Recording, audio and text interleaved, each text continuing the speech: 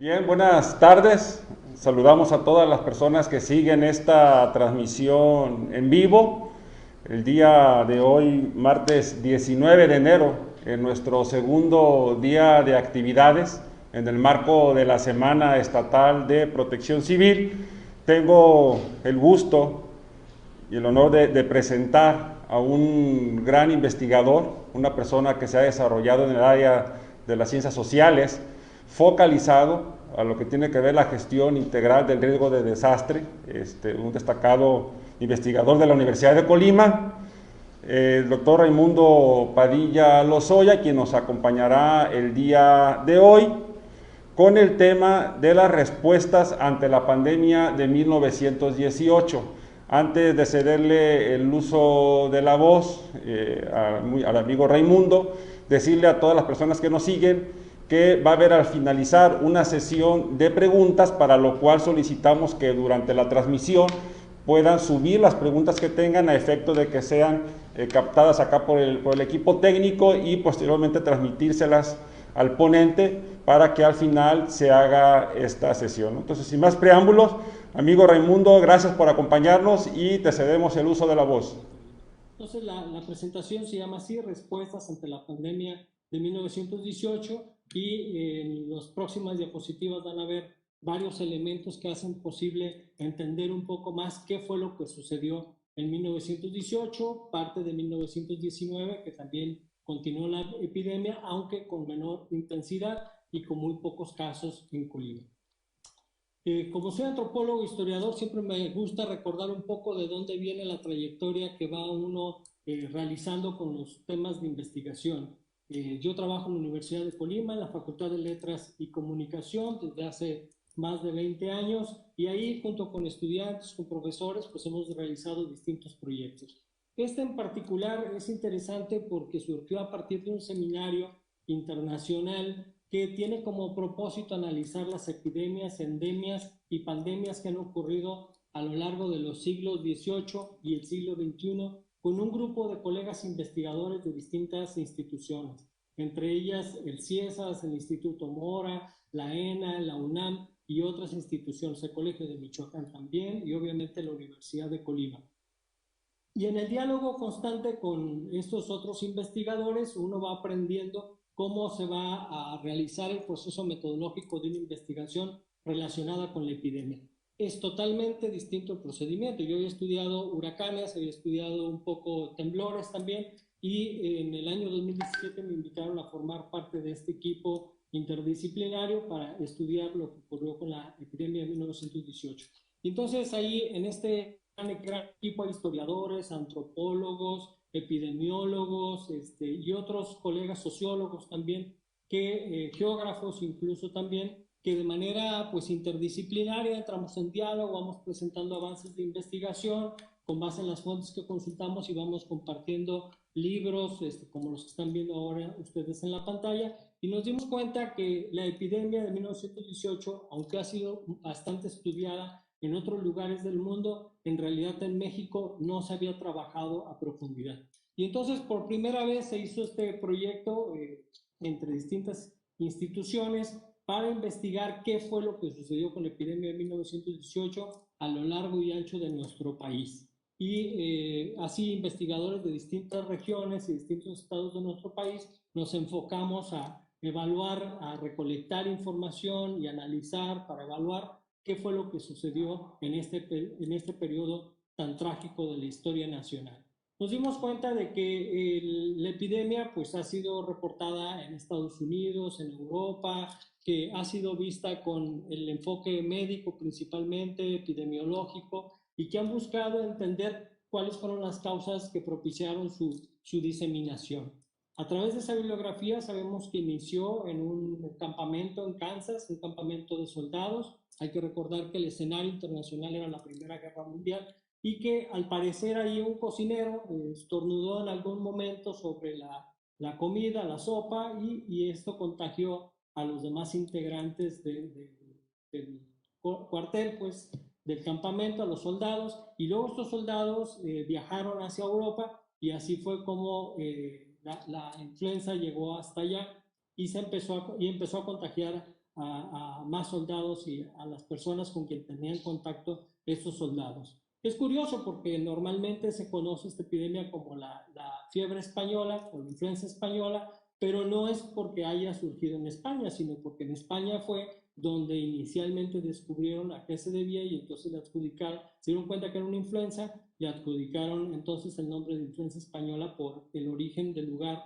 en donde fue identificada. Recordarán que en el año 2009 también con la epidemia de H1N1 también se le asignaba como la fiebre mexicana o la fiebre porcina que había surgido aquí en nuestro país. Entonces, a propósito de eso, pues hay que recordar también que en el año 2006 se descubrió que el mismo virus que causó la influenza de 1918 es el mismo que creó la epidemia del año 2009, la H1N1. Entonces, ¿cómo se descubrió eso? Bueno, en las próximas diapositivas les voy a dar un poquito más de información al respecto. Les comentaba al principio que en la historia de Colima se han registrado diversas epidemias y pandemias también a nivel global, las cuales han causado impactos severos aquí en Colima. La mayoría no ha sido estudiada a profundidad. Esta información que está aquí proviene de fuentes secundarias, es decir, lo que varios historiadores han escrito sobre estos temas, y hay ahí un certamen, un concierto de información, de datos, donde no hay un acuerdo total, ¿no? Entonces son más o menos como las cifras que se suelen repetir de fallecidos. Hay que estudiar cada uno de estos casos. En Colima se estudian muy poco las epidemias históricas a profundidad, aunque ha habido casos muy, muy serios. Aquí, por ejemplo, vemos una imagen de unas fojas que se encuentran en el Archivo Histórico del municipio de Colima, que contienen el registro de los fallecidos en 1883 durante la epidemia de fiebre amarilla. Ahí vemos en color rojo, incluso en tinta roja, que resaltan los nombres de las personas fallecidas por esta enfermedad y los pusieron en ese color para distinguirlos plenamente. Entonces es muy impactante cuando uno consulta en el archivo las hojas de este libro de actas de defunciones, se encuentra uno con tantas páginas en color rojo. Hay que recordar entre las epidemias pues, más comunes, más frecuentes que se han presentado aquí en Colima, pues, recientemente el chikungunya, el cólera, el dengue, la fiebre amarilla, la influenza, el matlazáhuatl, el paludismo, el sarampión, tabardillos, tosferina, la viruela y recientemente también el Zika. Cada una de estas pues tiene un origen distinto, su transmisión también es diferente, pero de cada una podemos encontrar referencias, aunque no de todas sabemos exactamente cuántas personas fueron contagiadas y cuántas personas fallecieron.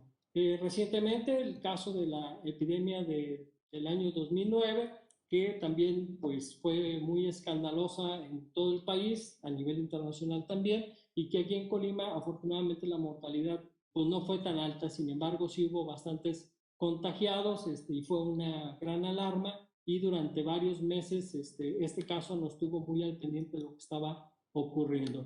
La pandemia de 1918 en particular es interesante también porque le encuentra uno referida en los documentos de diferentes maneras, como con el nombre de influenza española, de fiebre española, de gripe española, de peste roja incluso, o muerte púrpura, ¿sí? Creo que tiene que ver en algunas características con la coloración de los cuerpos o también con el tipo de emisiones que proyectaban las personas y que se les adjudicaban este tipo de nombres a la enfermedad.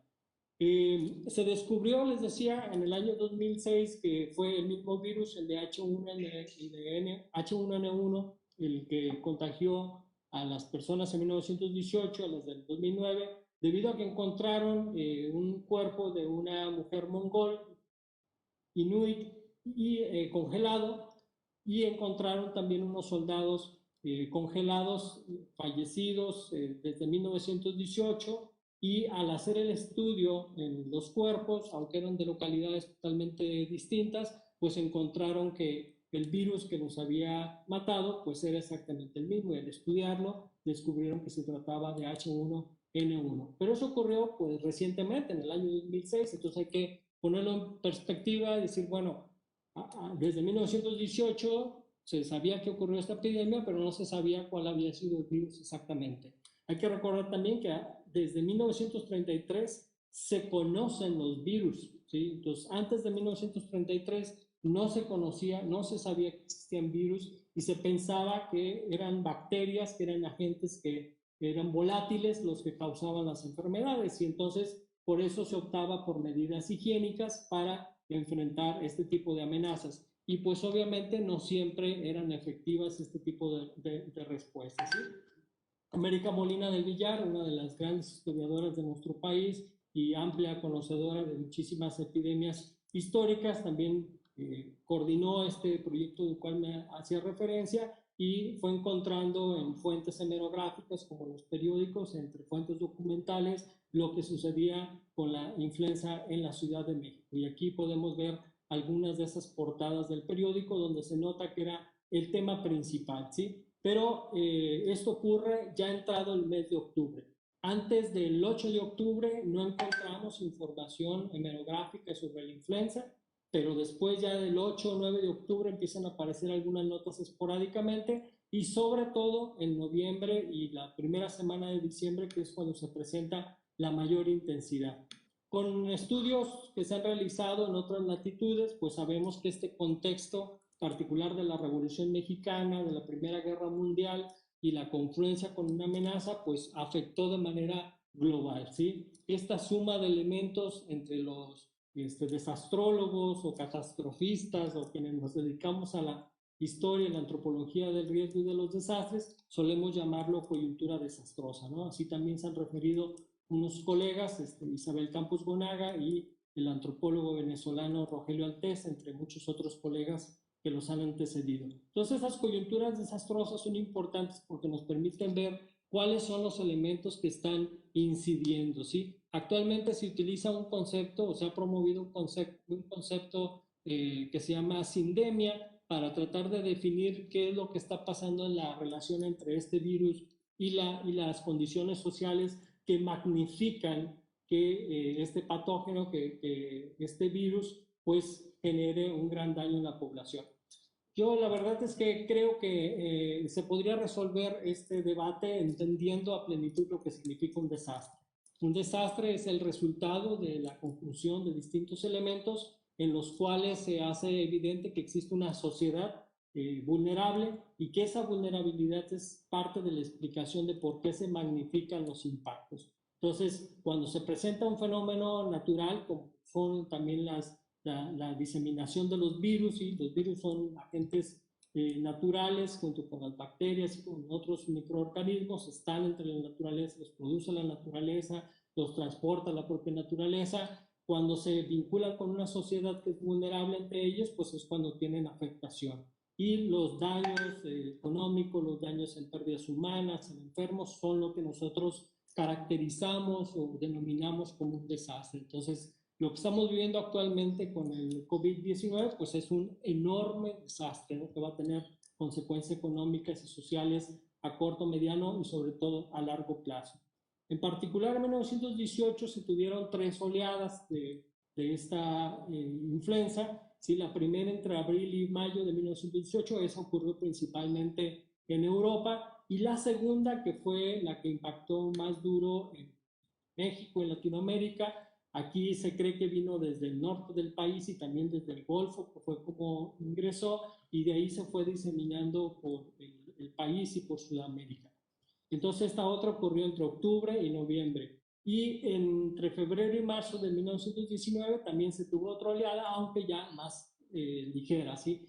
Recientemente se han hecho algunos estudios de colegas historiadores que han identificado que hubo brotes también en diciembre del año 1919. Pero todavía hace falta estudiar, darle continuidad a esta investigación con un margen más amplio para saber exactamente qué fue lo que pasó.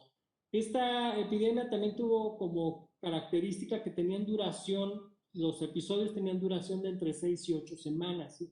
Entonces se creaba cierta inmunidad, se contagiaban todos los que se tenían que contagiar, fallecían los más vulnerables y entonces ya los demás no fallecían, ¿no? Entonces se iba disminuyendo la cantidad de contagios, de casos de contagiados y también la mortalidad, y eso fue lo que sucedió en 1918, al final en diciembre, y luego en 1919 cuando ya descendió la mortalidad. Ya se habían contagiado muchísimas personas, pero muchos de ellos ya habían adquirido inmunidad y entonces ya dejaron de morirse, ¿no? Hay similitudes con brotes a nivel mundial de distinta manera. Por ejemplo, en los grupos de mayor riesgo eran entre 20 y 45 años. Esto ocurría porque en este sector en particular se genera una respuesta muy fuerte por parte del organismo y al responder con tal fuerza el organismo también se producen daños internos, especialmente en las vías broncorrespiratorias, entonces los pulmones se veían muy afectados y colapsaban y las personas morían.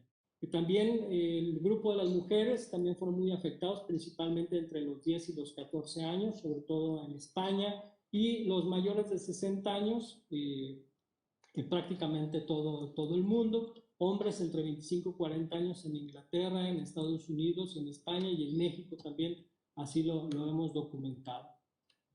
Vamos aterrizando el tema a lo que ocurría en particular aquí en Colima. Aquí en Colima, desde el inicio del siglo se tuvieron eventos muy importantes, ¿sí? Amenazantes, sorprendentes para buena parte de la sociedad. El siglo inició con un sismo que se presentó en 1900, ¿sí? Y que tampoco ha sido estudiado a profundidad, pero que se ha documentado entre algunas cifras que hubo entre 67 heridos y hay otros que magnifican hasta 300, pero insisto, hay que hacer investigación, hay que buscar qué más ocurrió con este caso, ¿no? Y luego nuestro volcán pues presentó actividad durante varios años, en 1903, 1908, periodo eruptivo que se entiende que culminó con la erupción de 1913, que fue tipo pliniana y que ha sido el evento más reconocido por muchos investigadores durante el siglo XX, ¿sí? Y que prácticamente todas las personas de Colima lo identifican. Pero también en 1917 hubo una plaga de langostas y hay que recordar que en este periodo donde todavía no se les enfrentaba con agentes químicos, pues las langostas constituían una gran amenaza porque en un solo día podían descender sobre un sembradío y acabar con toda la producción que se tenía para un temporal, ¿sí? Entonces eran una seria amenaza y tan seria era que incluso el gobernador emitió un edicto para enfrentarla. Esta epidemia principalmente atacó Tecomán y Comala, estos lugares donde había bastante agricultura, ¿sí? También es un periodo interesante en términos políticos. Se contaba en lo general, pues, con muchísima pobreza en el occidente de México, pero particularmente en Colima. Había un gobernador que, pues, aparentemente era revolucionario, pero que en realidad, pues, sustentaba su gobierno con una oligarquía constituida principalmente por las familias adineradas, que enfrentaban problemas sociales y para contener esto que estaba ocurriendo, pues se les ocurrió la idea de crear un grupo armado constituido por 30 hombres en 30 bestias, 30 caballos, con rifles 30-30 y permiso para matar, financiados por la oligarquía y por la autoridad del gobierno para ejecutarlos si los encontraban. Entonces, este grupo de delincuentes que vivían acosando y asediando las haciendas, pues se veían enfrentados por la famosísima acordada. También les decía que había pobreza en muchos de los servicios que constituían la cotidianidad del estado de Colima. Por ejemplo, en el ramo de educación, los profesores estaban demandando que se les pagaran los salarios caídos y una de las opciones que se presentaron en ese momento, que se pusieron sobre la mesa, fue que se realizara la feria de Todos Santos aquí en Colima. Recordarán ustedes más o menos en qué fechas, ahorita lo vamos a ver en una gráfica de mejor manera, pero eso ayudó a proliferar la diseminación del virus.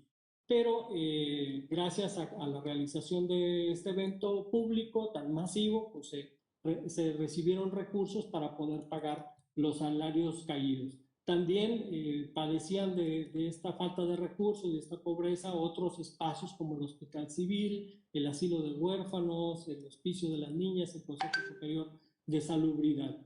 Y hay que recordar que el principal centro de atención para todos los enfermos era el Hospital Civil. Estaba dirigido por el doctor Miguel Galindo y un grupo de enfermeras y pasantes que se encargaban de recibir a todos los pacientes que llegaban por ahí. La ciudad de Colima pues no era muy grande. Una vez que pasaba 1, 4, 5 cuadras del centro, pues ya era abundante la vegetación, no había tantas viviendas, aunque en el plano se notaran pues manzanas bastante bien configuradas, pero los manchones donde se concentraba la mayor cantidad de población estaban ubicados principalmente en el centro de la ciudad y en Villa de Álvarez. Pero aún todavía la mayor parte de la mancha urbana pues era zona verde, era zona de huertas, ¿sí? Bastante distinto a como lo conocemos actualmente. En la presidencia estaba Venustiano Carranza, había visitado también el estado de Colima y aquí en estas fotografías podemos darnos cuenta un poco de las características de la vestimenta de la población de ese tiempo y gracias a estas fotografías también podemos ubicar más o menos cómo estaban en el diseño los espacios que hoy son un referente para todos nosotros, ¿no? Ahí vemos a la catedral, el palacio de gobierno, ahí estaba ubicada la jefatura de policía también y la prefectura municipal. Había sus bancas en el jardín y acostumbraba a la gente ir a pasear. Las calles de Colima en su mayoría estaban empedradas, había carretas que circulaban por la ciudad, todavía los aguadores distribuían en mulitas y en burros el agua por la ciudad. Una imagen de las afueras del templo, al parecer es de este periodo es una imagen que me encontré en el archivo histórico del municipio de Colima y que nos da una idea de una zona de ese panteón que después lo cambiaron al lugar que conocemos actualmente sobre la calle Camino Real. Buena parte de la información que he obtenido sobre este caso surge de un expediente que se encuentra en el Archivo Histórico del Estado de Colima y que contiene una parte de la información que les voy a platicar en esta ocasión. Así es como encontramos la información, son unas hojas, hay que tratarlas con mucho cuidado porque se están deshaciendo. Hay que recordar que los archivos son espacios que periódicamente requieren del apoyo, de los recursos, de las autoridades que en muchas ocasiones se olvidan de lo que se encuentra resguardado ahí, pero que gracias a los archivos y a la documentación que está ahí, pues conocemos lo que ha pasado en nuestra historia y eso nos permite tener las antenas bien levantadas para saber qué pudiera presentarse en el futuro. Entonces, hay que resguardar de mejor manera estos documentos, hay que preservarlos para que sigan siendo testigos de nuestra historia. A nivel local, había una estructura también de gobierno, la documentación nos permite identificar esta estructura que se encargó de manera directa de enfrentar la situación, entre los principales, pues el gobernador que tenía un diálogo directo por medio de telegramas con el presidente de la República y también con el presidente del Consejo Superior de Salubridad. Después el secretario general de gobierno, el presidente municipal de Colima e inspectores de distintas áreas, así como el director del Hospital Civil. Estos son los personajes que de manera recurrente se encuentran referidos en la información y a través de los cuales nos damos cuenta de cuáles fueron las principales acciones que se pusieron en marcha. Una de las primeras acciones que realizó el gobernador Felipe Valle fue escribir a Monterrey para preguntar si era cierto que estaba ocurriendo una pandemia y qué estaba sucediendo debido al impacto de esta enfermedad. El gobernador le contestó por telegrama también 3 días después y le dijo que efectivamente estaban padeciendo esta enfermedad y le recomendó algunas acciones específicas. Sin embargo, el gobernador escribió luego al Consejo de Salubridad y a través de este Consejo de Salubridad le dieron indicaciones más claras de qué hacer. El gobernador se dio cuenta de que no había recursos y entonces optó por solicitar atribuciones especiales para disponer de recursos de unos rubros y poderlos canalizar a la atención de esta pandemia. Pero el Congreso no autorizó en su momento la disposición de estos recursos y hubo ahí un conflicto, un debate legislativo hasta que finalmente le concedieron las atribuciones especiales al gobernador y pudo hacer uso de recursos para enfrentar la pandemia. Pero a la par, en el ayuntamiento y en el gobierno del estado hay un enfrentamiento porque el gobernador solicita al ayuntamiento que se haga responsable de las acciones que tienen por objetivo enfrentar la epidemia, porque a los ojos del gobernador, el ayuntamiento encabezado por su presidente no estaba haciendo lo suficiente para impedir que se diseminara la pandemia. Entonces, en las actas de Cabildo encontramos la respuesta que dan el Cabildo y el presidente, donde le dicen cuáles son esas acciones que están poniendo en marcha.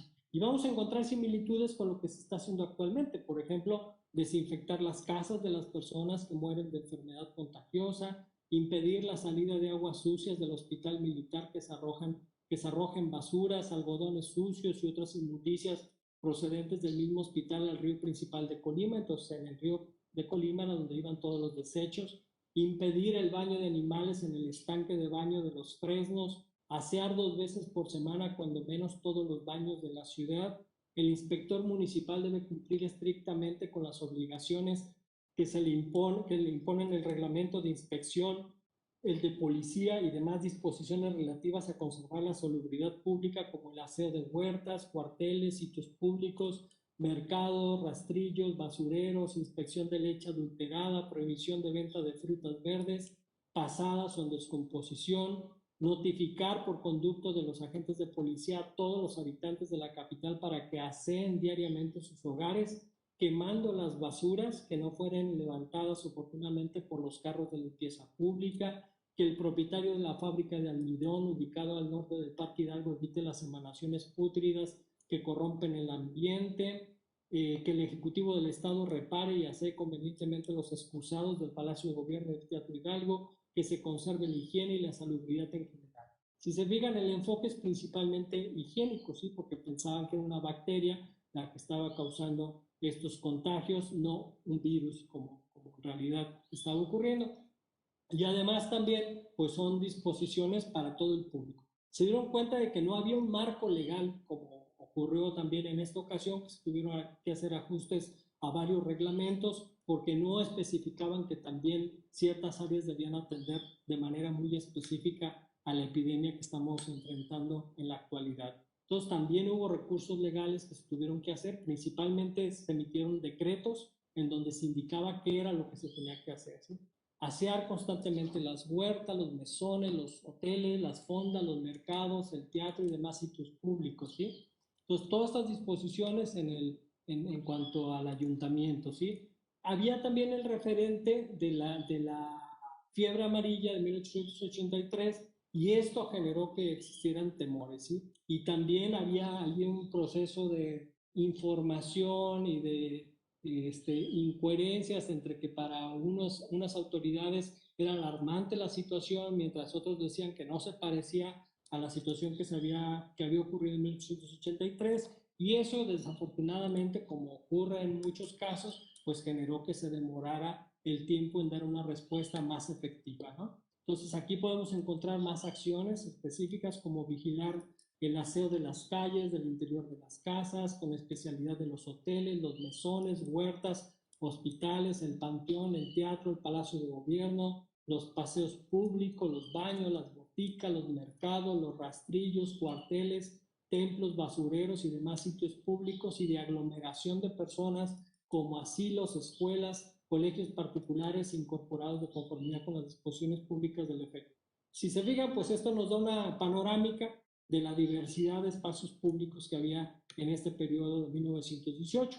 De repente tenemos la idea como que casi no había nada, pero sin embargo cuando vemos la documentación, pues es posible notar que hasta teatros también y que había espacios públicos muy concurridos, ¿no? Aquí está lo que les mencionaba hace un momento de cómo el gobernador envía un telegrama. Este es el aspecto que tienen los telegramas de esa época, ¿sí? Aunque les decía yo que en los primeros días de octubre ya se tenían casos de influenza de contagiados, hasta el 14 de octubre el gobernador envía este telegrama solicitando información y le pregunta que si es cierto que en Monterrey ha habido 20,000 atacados, ¿no?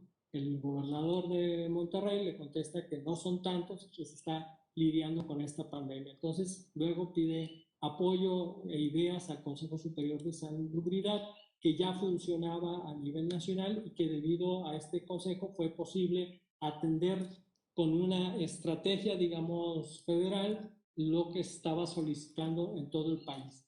No era una estrategia también muy eficiente, hay que reconocerlo, es una estrategia bastante improvisada, con médicos que no estaban tan entrenados ni tan capacitados para enfrentar epidemias como de este tipo, pero que hacían su mejor esfuerzo y que estaban recibiendo información de todo el país y en función de eso tomaban decisiones de lo que se podía hacer, ¿sí? Aquí vemos, por ejemplo, cómo el gobernador ordena fumigar toda la carga que llegaba a través del tren a Colima, que era el principal transporte que cargaba con más cantidad de productos, ¿sí? Y además a todos los pasajeros, que también recordarán en este periodo cómo estaba el trayecto de Manzanillo, pasando por Cuyutlán, luego Colima y hasta Guadalajara, pues todo ese trayecto era un tránsito muy frecuente de pasajeros. Sin embargo, pues también era peligroso, era riesgoso el contagio, y entonces se solicitó por parte del gobernador que quienes viajaran contaran con un certificado de salud para los pasajeros, ¿sí? Entonces, ahí está otro de los telegramas. Este es el aspecto que tienen los edictos de este tiempo. Por ejemplo, este fue el primer edicto que emitió el gobernador para todos los inquilinos y propietarios del estado de Colima. Fíjense en aspectos muy curiosos. Les pide regar y barrer diariamente, el orden importa, después va a haber un debate porque incluso hasta el doctor Miguel Galindo se queja de que primero barran y luego riegan, y él dice que no tiene que hacerse así, que primero se tiene que regar y luego barrer para que se evite la volatización del polvo, porque creían que en el polvo se estaban transmitiendo los agentes que generaban la enfermedad. Entonces, el gobernador en este edicto aquí dice hay que regar y barrer diariamente antes de las 6 de la mañana, ¿sí? Entonces no querían que casi nadie tuviera contacto con el polvo y la tierra que había en las calles. La parte de la calle correspondiente al frente de las casas, dice, siendo condición indispensable que el riego se haga antes del barrido. Y luego regar tan solo las mismas calles profusamente todos los días de 3 a 4 de la tarde. Entonces aquí está el origen de por qué vemos todavía abuelitas, tatarabuelas, bisabuelas que salen a barrer las calles de los pueblos de Colima todavía y de Jalisco incluso también. Aquí podemos encontrar el origen de esa costumbre que ahora lo vemos como algo curioso, pues llamativo, y que no sabemos exactamente dónde está ubicado el antecedente. También recomendó mantener en perfecto estado de aseo los patios, los corrales, los excusados, caños de desagüe, las caballerizas y establos, debiendo depositar diariamente en los carros de limpieza pública las basuras que resulten del barrio interior, en el que deberá hacerse regado previamente con soluciones antisépticas como la clorina, y dar la cantidad de cuánto se le tiene que poner de esta sustancia. Tuvieron que contratar personal que hiciera labor de limpieza porque el que existía era insuficiente, como ahora se tuvo que contratar personal que se encargue de estas labores de sanitización y de salud en distintos espacios. Incluso el carretonero de los cuerpos hacia el panteón también padeció el contagio, falleció, tuvieron que contratar otro, no fue fácil, tuvieron que ofrecerles el doble de sueldo, y entonces ya pudieron contratar otros 2 carretoneros que aceptaran ese difícil trabajo, ¿no? Dice, disposiciones para los templos, cuarteles y demás lugares de reunión. Aquí dice que los encargados o responsables tienen que dar cumplimiento al riego y barrido, el aseo interior de dichos edificios, y lo mismo para los templos y talleres, ¿sí? Debe hacerse 2 veces al día el barrido. También de este periodo viene esta costumbre de pintar con cal las paredes, ¿sí? La cal tenía este efecto purificador y además tenía un aspecto más agradable y hacía ver que se encontraban limpios estos espacios. Y en los años posteriores pues se mantuvo esta costumbre y llega hasta nuestros días, y así encontramos pueblos como Comala, el pueblo más blanco de América, probablemente porque desde 1918 se haga de esta forma. Vamos a ver después la lista de fallecidos y nos vamos a dar cuenta que fue uno de los municipios que tuvieron mayor número de afectados. Entonces, había disposiciones también para cantinas, para billares, para restaurantes, para café. Se prohibió, por ejemplo, que se consumiera fruta en espacios públicos donde no estuviera cubierta con algún tipo de cristal o con algún traste de metal o de madera, ¿sí? Que no se consumiera absolutamente nada que estuviera ahí a la exposición del polvo y del aire, porque podría contraer algunos contagios.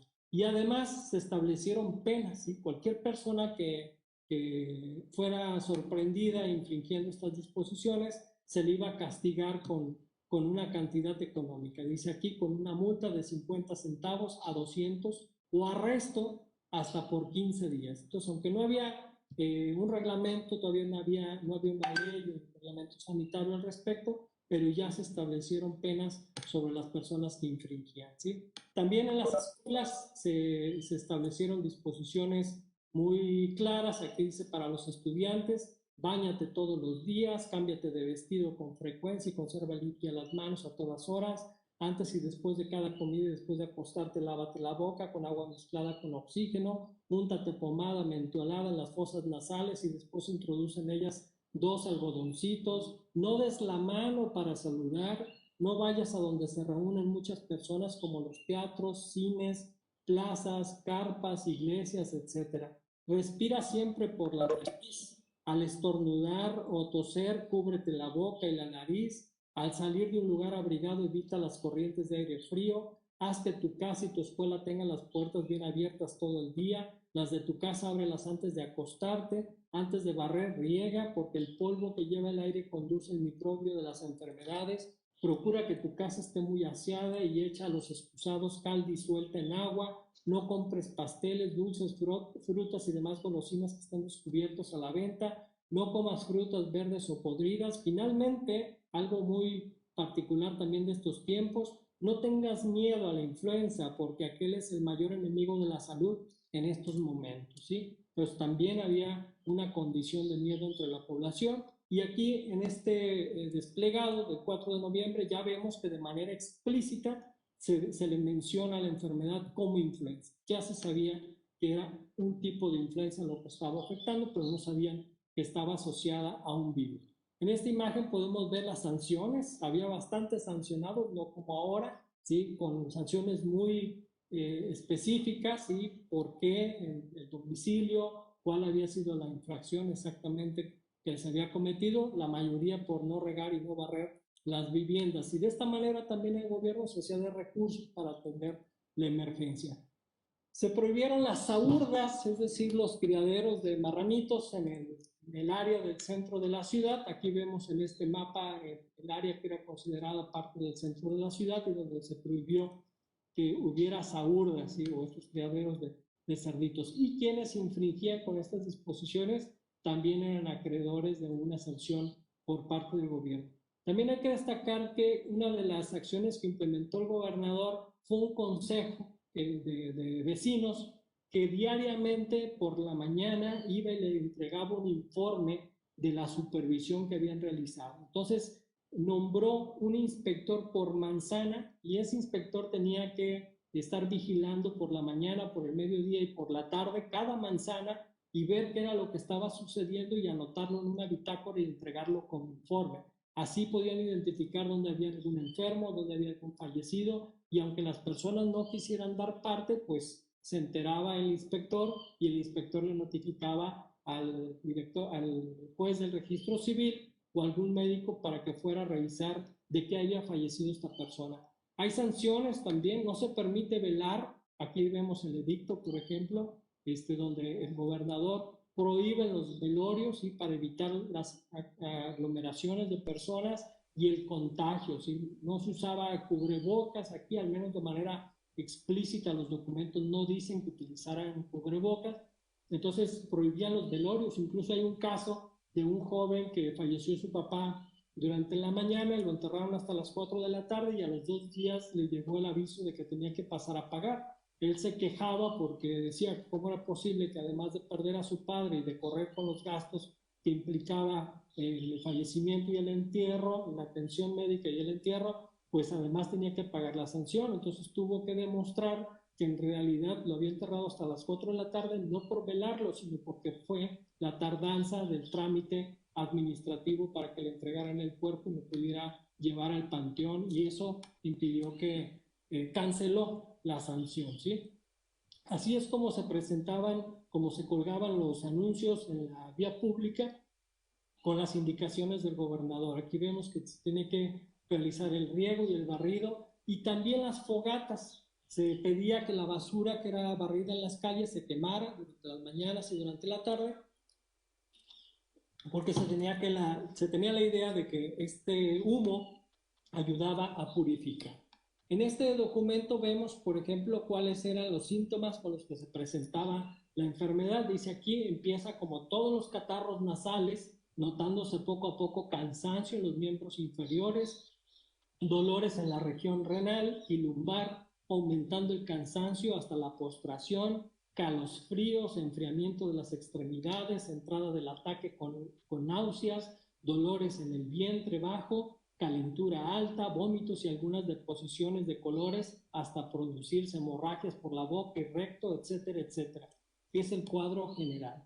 Y entre las medidas que se señalan aquí como preventivas, y pero que en realidad eran acciones cuando ya las personas estaban contagiadas, dice que se recomienda tener el viento o al corriente por la acción, el vientre o al corriente por la acción de un purgante salino y al día siguiente tomar 2 cucharaditas de la medicina llamada liposol en medio cuartillo de agua hervida en 6 tomas durante el día y siguiente hasta que desaparezca el mal, desinfección personal por medio de una loción violeta, aseo de ropas, camas, aposentos, regar las piezas con bicloruro de mercurio, creolina, formol, cloruro de cal y al interior tomar gránulos de sulfuro de calcio, sulfidrol, limonada sulfúrica, sudorífico, sobre todo higiene y más higiene.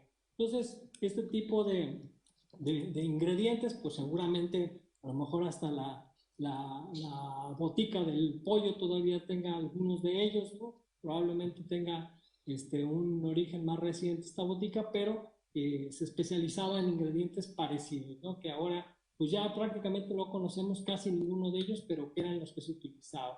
Se recomendaba el uso de laxantes, entonces pues no era muy apropiado. Imagínense un cuadro de influenza con temperatura de 38, 39 grados, dolor de hueso, incomodidad total, dolor de cabeza y además le recomendaban un laxante, pues entonces las personas a lo mejor hasta fallecían por todo este tipo de acciones, ¿sí? También se recomendaba mucho el uso de jabones medicinales, ¿sí? Con aromas particulares para mostrar que se encontraba limpia la persona. Aquí vemos una transcripción de un documento donde el gobernador le consulta al doctor Miguel Galindo sobre medidas del manejo de los enfermos con influenza, ¿sí? Y vamos a encontrar muchas similitudes con lo que está ocurriendo hoy. Dice, los que cuidan de los enfermos usarán en las ventanas de la nariz unos tapones de algodón. Usarán soluciones, bueno, no había cubrebocas, pero la acción es bastante similar, impedir que ingresen por la nariz estos agentes que causan la enfermedad.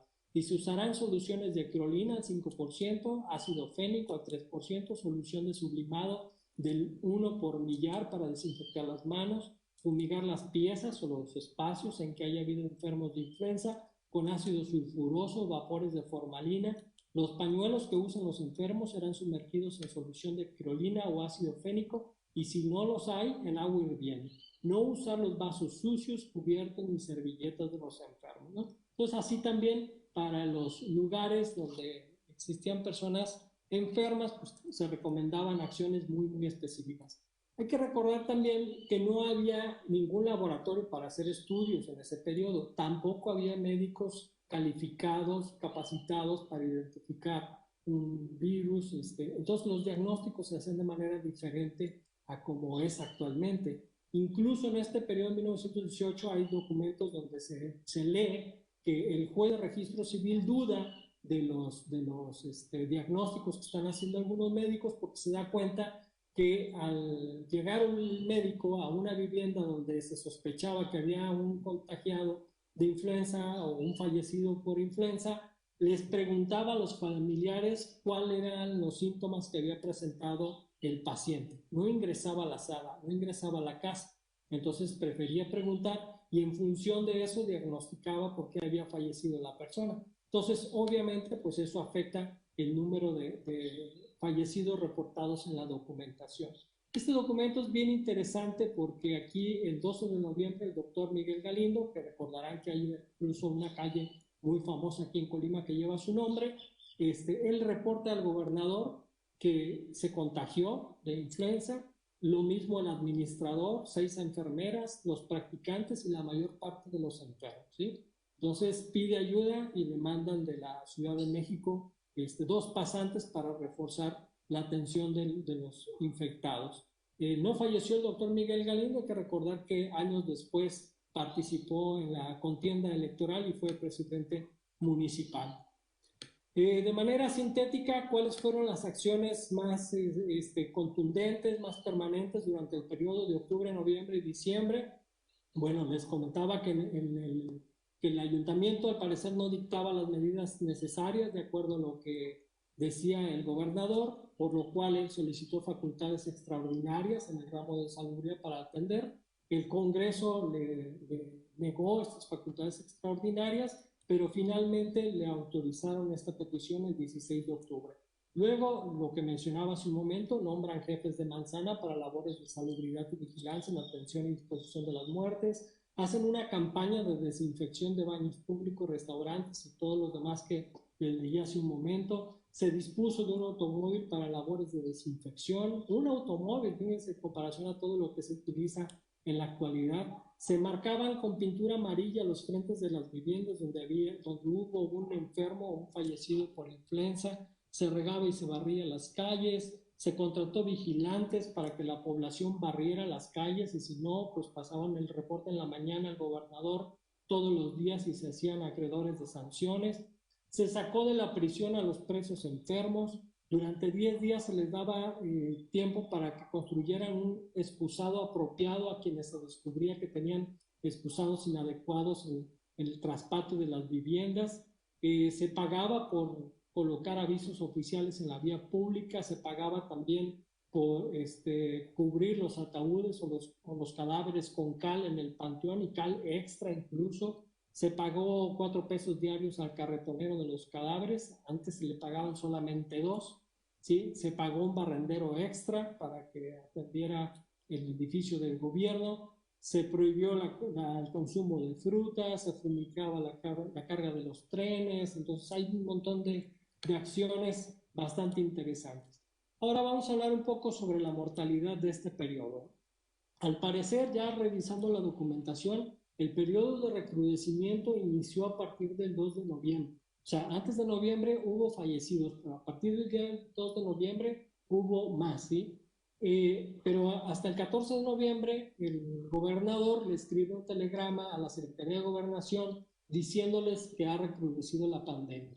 Y dice, el día 14, días atrás, dice que del día 11 hubo 12 defunciones, el día 12 10 defunciones y que el día 21 hubo 21 defunciones. Y también él aclara que normalmente, ¿sí? Pues fallecen 6 personas, ¿sí?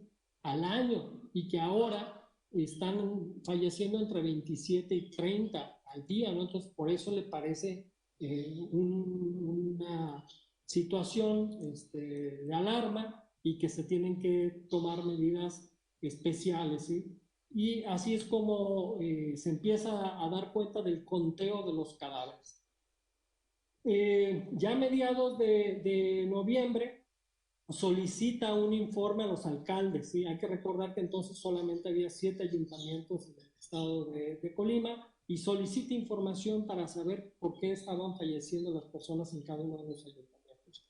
Y aquí en esta hoja de la parte inferior podemos ver cuál es el reporte que le dan del ayuntamiento y dice ahí por neumonía catarral 2, por neumonía 3, por influenza palúdica, por influenza epidémica, por influenza biliosa, por afección palúdica, por disentería, por congestión con fiebre palúdica, por tuberculosis pulmonar. Entonces, si nos damos cuenta, es muy complicado identificar quienes fallecieron de manera explícita por influenza española, porque hasta noviembre, ¿sí? A mediados de noviembre ya se empieza a utilizar el denominativo de influenza española. Antes se le denomina de otra manera, principalmente a fines de noviembre, ¿sí? Pero antes hay toda esta combinación, hay una polisemia ahí, en donde están hablando de enfermedades similares y uno como investigador tiene que identificar más o menos cuáles son las que están asociadas a enfermedades broncorrespiratorias para vincularlas como coinfecciones con la influenza española. En el reporte que hacen los alcaldes de los ayuntamientos, sí, podemos encontrar estos datos. En Comala habían fallecido 83 por influenza, en Coquimatlán 83 también, en Colima 227, en Tecomán 33, en Manzanillo 6 y en Villa de Álvarez 37. En total se identificaron 470 fallecidos por influenza, ¿sí? Por influenza española, según los reportes municipales. Hay que recordar que más o menos en 1910 había 27,000 habitantes en Colima, capital, entonces 407 en todo el estado no eran tan representativo como ocurre ahorita, por ejemplo, pero se estaban teniendo 21 fallecidos por día, que pues sí era un número elevado. Estas cifras representadas en el mapa nos permiten identificar en dónde se estaba concentrando la mayor cantidad de fallecidos. Y vamos a ver que la mayoría están en este corredor comercial que había en el centro del estado, entre Comala, Colima, Coquimatlán y Villa de Álvarez, ¿sí?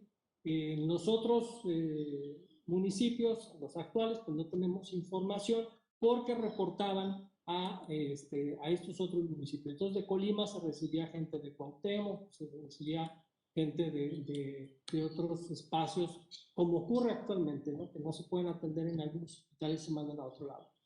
Luego hicimos una revisión de las actas de defunción a través del archivo histórico del registro civil, así es como vienen los registros de cada uno de los fallecidos. Hay que leer a detalle cada una de las actas para identificar de qué falleció la persona y con esto crear un padrón, ¿sí?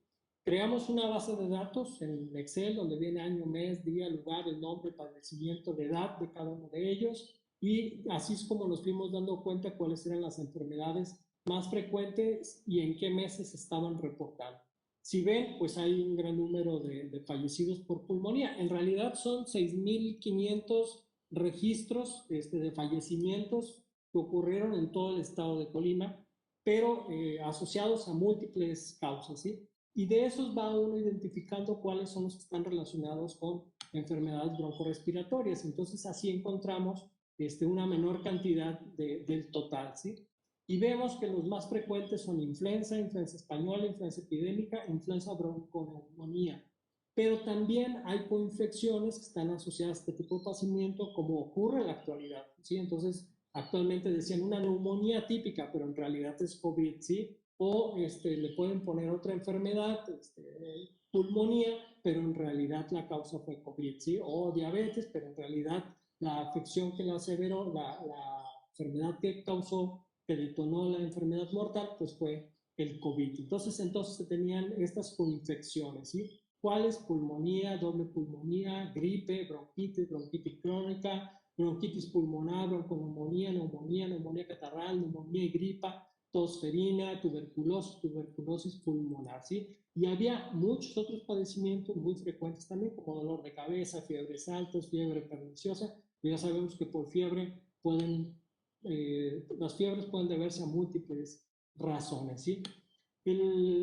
Ya poniendo en una gráfica toda esta información, cuando vemos el número de muertes mensuales que se presentaron durante el año 1918, pues es muy evidente, aquí es por diversas causas, vemos muy evidente cómo a partir de octubre se eleva la cifra de mortalidad, ¿sí? Pero aquí, insisto, son distintas causas. Ya cuando dejamos explícitamente por influenza, ¿sí? Por alguna de estas denominaciones de la influenza, encontramos de todos modos una alza. Pero también hay registro de influenza, 4 casos en los meses previos a octubre. Aquí están registrados uno en enero, otro en mayo, otro en agosto y otro en septiembre, ¿sí? Pero a partir de octubre, del mes de octubre, empezamos a ver cómo se incrementa la cifra, ¿sí? Y luego lo que hicimos fue reunir las coinfecciones que están asociadas con padecimientos broncorespiratorios para identificar cómo se comportó la curva de mortalidad. Y aquí sí vemos, por ejemplo, que explícitamente por influenza, sí, están en 450 el número de muertos, principalmente en el mes de noviembre, pero que también las otras coinfecciones fueron importantes durante este periodo, ¿sí? Y lo que les mencionaba en un principio, ya para ir cerrando la presentación, la mayor cantidad de fallecimientos se presentaron entre 8 y 15 días después de que se realiza la feria de Colima, los 15 días de feria que sirvieron para obtener recursos y pagar los salarios caídos de los profesores. También facilitaron el contacto de muchas personas de distintos lugares del país y el contagio y posteriormente la enfermedad, y lo vemos de manera muy clara. Estaba descendiendo la cifra de mortalidad, grupos económicos también empiezan a presionar al gobernador. El gobernador dice que pues todavía hay contagios, pero que sí es necesario reactivar la economía, y cede, ¿sí? Y autoriza la realización de una novillada. Días después de la novillada, nuevamente vemos cómo repunta la mortalidad, ¿sí? Y después desciende hasta el año 2019, que tenemos un ligero repunte otra vez de la mortalidad, pero que no es tan importante. Pero sí vemos cómo estos eventos sociales pues influyeron en que incrementaran los números de mortalidad. Podemos asociarlos de manera directa. La autorización que dio el gobernador dice explícitamente que a partir de la celebración de este evento de la novillada termina la influenza, ¿no? Casi como por decreto, pero evidentemente no sucedió así. Cuando sumamos la cantidad de fallecidos por influenza y las coinfecciones, el número incrementa. Entonces, del reporte que hicieron los alcaldes, eran más o menos 500 a la suma de los fallecidos por influenza y coinfecciones. El número es de 1,033 víctimas explícitamente por influenza y infecciones en el estado de Colima, y se presentaron en estos espacios municipales principalmente. En Colima, el mayor número con 343, en Comala 187, Coquimatlán 180, Villa de Álvarez 101, Tecomán 124. Sí, hay que ver que ahí hay una conjunción en un, digamos, corredor comercial que mantenía mucha comunicación entre las personas, y que seguramente eso facilitó los contactos, ¿no? Pero también hay que tomar en cuenta que hubo bastantes fallecidos en localidades rurales que no fueron registrados, reportados en el registro civil y en las actas, ¿sí? Hay documentos, cartas que le envían al gobernador, sobre todo mujeres viudas, que les dicen que pues han muerto todos los hombres que había en el rancho y que no hay quien transporte los cadáveres a la ciudad de Colima para registrarlos y para reportarlos en el registro civil, y que no hay médico tampoco allá que los registre. Entonces piden autorización para enterrarlos ahí mismo en el rancho, en el campo. Y entonces, pues así se presentaron bastantes casos. Por eso a esa cifra de 1,033 podemos agregarle otros 200, reduciendo la cantidad que podría haber de casos, ¿sí? Y más o menos entonces el número aproximado de fallecidos andaría por los 1,200 de muertos en el estado de Colima debido a la influenza española. Datos muy específicos: el día 19 de octubre fue reportado el primer fallecimiento diagnosticado por influenza, y se trató de Merced Prado, de 7 años de edad. 10 días después fue registrada la primera defunción por la denominada influenza epidémica, y acaeció Margarita Gutiérrez, de 15 años de edad. Y de manera explícita, el primer caso de influenza española fue registrado el 7 de noviembre y falleció Severina Ramírez, de 45 años de edad. ¿Sí? Eso nos muestra pues, que en octubre ya sabían que la enfermedad amenazante era la influenza, aunque no sabían que era un virus, ¿no? Creían que era una bacteria y por eso la enfrentaron de manera equívoca. Aquí está el documento de autorización de la corrida formal que autoriza el gobernador, y que pues después propició el contagio de muchas personas, ¿sí?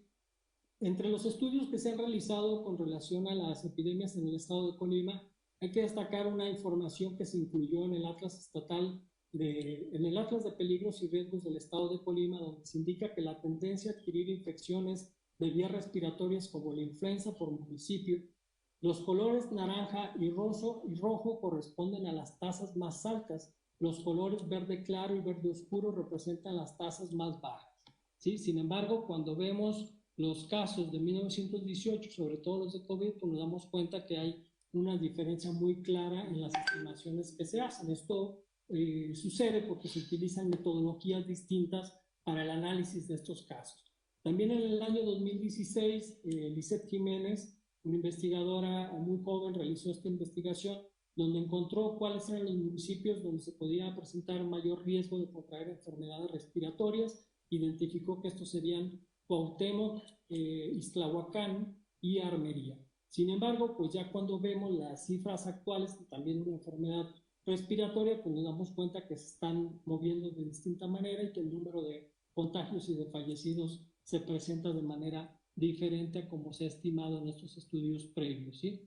También cuando comparamos 1918 con la actualidad, las cifras de ayer, pues nos damos cuenta que los corredores comerciales son siempre muy importantes. En el caso de la actual epidemia, pues obviamente Colima y Manzanillo, Villa de Álvarez, que son centros económicos importantes, pues son también donde se reúne la mayor cantidad de población y eso genera los contagios. No todo fue malo después de la epidemia de 1918. A partir de esta epidemia fue que en 1925 se emitió el primer código sanitario para el estado de Colima y ahí de manera explícita se deja sentado cómo se tiene que proceder ante las enfermedades epidémicas y ante la amenaza de epidemias en el futuro, ¿sí? Entonces ya se crea este marco legal para enfrentar este tipo de contingencias. Esas son las fuentes consultadas por un servidor, así como dos estudiantes, María Rodríguez y Lupita Chávez también, de distintas instituciones que colaboraron en esta investigación y en parte de lo que les estoy presentando. Muchísimas gracias por su amable atención y quedo de ustedes atentos a cualquier pregunta que puedan tener. Muchas gracias por su atención.